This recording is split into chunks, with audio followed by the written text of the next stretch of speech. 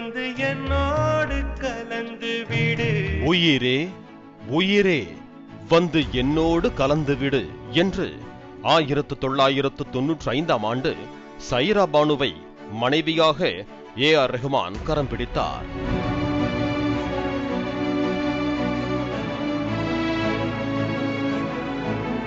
பச்சை கிளிகள் தோளோடு பாட்டுக்குயிலோ மணியோடு என்று 2 மகள்கள் ஒரு மகனோடு 29 ஆண்டுகள் நீடித்த திருமண பந்தத்தை ஒற்றை அறிவிப்பின் வாயிலாக முறித்துக் கொண்டனர் ஏ.ஆர். ரஹ்மான் தம்பதியர்.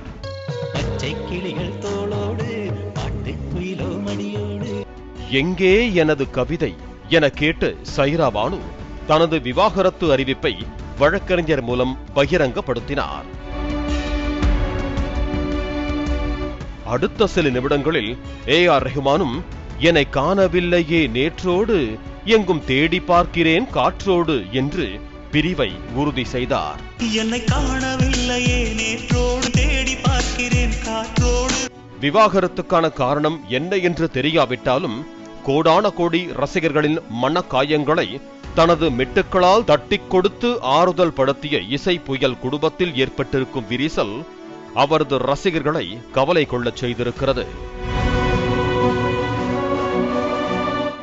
இதற்கிடையே ஏ.ஆர். ரஹ்மான் குழுவில் பேஸ் கிட்டாரிஸ்டாக இருக்கும் கொல்கத்தாவை பூர்வீகமாக கொண்ட மோகினி டே தனது கணவர் மார்க்கை விவாகரத்து செய்வதாக அறிவித்திருப்பது தற்போது பேசு பொருளாகி இருக்கிறது.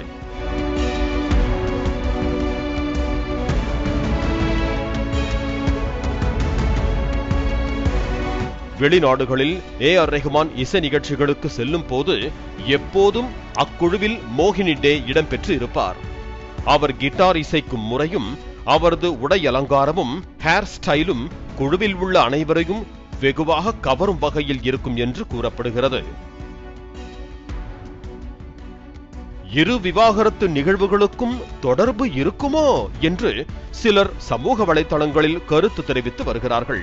ஏ.ஆர். ரஹ்மான் வழக்கம் போல எல்லா புகழும் இறைவனுக்கே என்று தன் இசை பணியில் ஈடுபட்டிருக்கிறார். பாலிமர் செய்திகளுக்காக செய்தியாளர் வேல்ராஜ்.